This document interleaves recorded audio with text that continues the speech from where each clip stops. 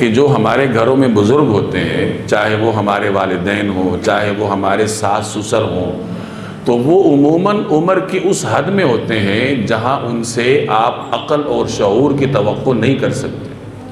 اسی لیے اللہ تبارک و تعالی نے قرآن کریم میں بڑے خوبصورت اسلوب میں ہمیں سمجھایا ہے کہ لا تقل لہما اف ولا تنہرہما، انہیں اف تک نہ کہنا، انہیں جھڑکنا مت، یعنی تمہیں برداشت کرنا پڑے گا۔ وَاخْفِضْ لَهُمَا جَنَاحَ الذُّلِّ مِنَ الرَّحْمَةِ، ان کے سامنے رحمت کے ادب کے بازو جھکائے رکھو، یعنی اس طرح ادب و احترام سے ان کے سامنے کھڑے ہو جاؤ کہ ادب کے مارے تمہارے کندھے بھی جھکے ہوئے ہیں۔ عموماً ہمارے ہاں نوجوان بچوں کو یہی شکایت ہوتی ہے، بیوی کو یہی شکایت ہوتی ہے کہ ساس نے یہ کہہ دیا، سسر نے یہ کہہ دیا۔ تو ایسے موقع پر پہلے خود یہ بات سمجھنی چاہیے اور پھر بیوی کو سمجھانی چاہیے کہ دیکھو وہ اب عمر کی اس حد میں ہیں جہاں آپ ان سے کوئی شکایت کر ہی نہیں سکتے۔ یہاں کچھ عرصہ پہلے ہمارے اس محلے میں اسی طرح کسی بچے نے نافرمانی کی تھی والدین کے ساتھ، تو اس کو سمجھانے کے لیے جانا ہوا تو وہ یہی کہہ رہا تھا کہ انہوں نے یہ کیا، انہوں نے وہ کیا۔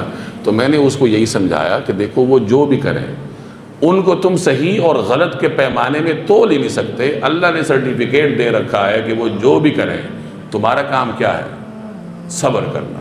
تمہارا کام کیا ہے؟ اطاعت کرنا۔ تو اگر ہم اس چیز کو سمجھ لیں کہ ہم ان کی اچھائی اور برائی کو نہ دیکھیں، یہ ہمارا کام نہیں ہے۔ اور ویسے بھی لاجیکل بھی یہی ہے کہ جب عقل اور شعور ہی نیچے کو آ گئی ہے، جیسے ایک نوجوان جوڑا اپنے 3-4 سال کے بچے سے کوئی شکایت نہیں کرتا، اس کے ہر شرارت کو برداشت کرتا ہے، اس کی ہر حرکت کو انجوائے کرتا ہے، اسی طرح وہی جوڑا اپنے 70-80 برس کے والدین کے ساتھ بھی وہی معاملہ کرے۔ جیسے آپ کو 4 سال کے بچے سے کوئی عقل و شعور کی امید نہیں ہوتی، تو آپ اپنے بوڑھے والدین سے بھی یہ امید نہ رکھیں۔ میں یہ نہیں کہہ رہا کہ ان کا شعور ہوتا ہی نہیں ہے، ہو یا نہ ہو، میں آپ کے اینڈ پہ کہہ رہا ہوں کہ فرض کریں آپ یہ سمجھتے ہیں کہ وہ غلط ہیں، تو ٹھیک ہے، غلط ہو، آپ کو اللہ نے اختیار ہی نہیں دیا، ان کو اللہ نے سرٹیفکیٹ دے رکھا ہے، بس ٹھیک ہے وہ والدین ہیں۔ آپ کو کہا ہے کہ لا تقل لہما اف، اف نہیں کہنا، لا تنہرہما، جھڑکنا نہیں، وہ جو مرضی کریں، آپ نے کچھ نہیں کرنا۔ تو یہ چیزیں سمجھنے کی ہیں۔ جب یہ چیزیں ہم سمجھ جائیں گے تو یہ گھریلو زندگی معمول پہ آتی ہے۔ خود بھی سمجھیں اور جا کے بیگمات کو بھی سمجھائیں کہ ساس اور سسر سے یا ہم اپنے والدین سے یہ توقعات نہ رکھیں۔ بسا اوقات بزرگوں کی طرف سے ناانصافی ہوتی ہے اور کثرت سے ہوتی ہے، اور عام طور پر یہ ہوتا ہے کہ جو بیٹا یا جو جوڑا والدین کی خدمت کرتا ہے ان سے وہ نالاں ہوتے ہیں، اور پسند انہیں وہ ہوتے ہیں جو وہ دور بیٹھے ہوئے ہیں۔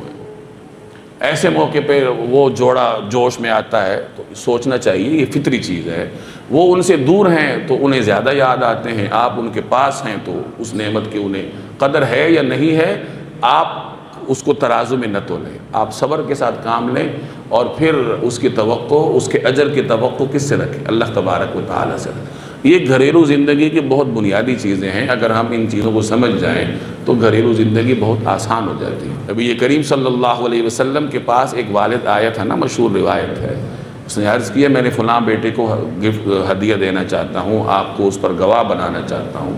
تو آپ صلی اللہ علیہ وسلم نے فرمایا کہ کیا تم نے دوسروں کو بھی دیا ہے؟ اس نے کہا نہیں۔ تو آپ نے فرمایا کہ پھر نہیں، اور پھر آپ نے تلقین فرمائی کہ اولاد میں انصاف کیا کرو۔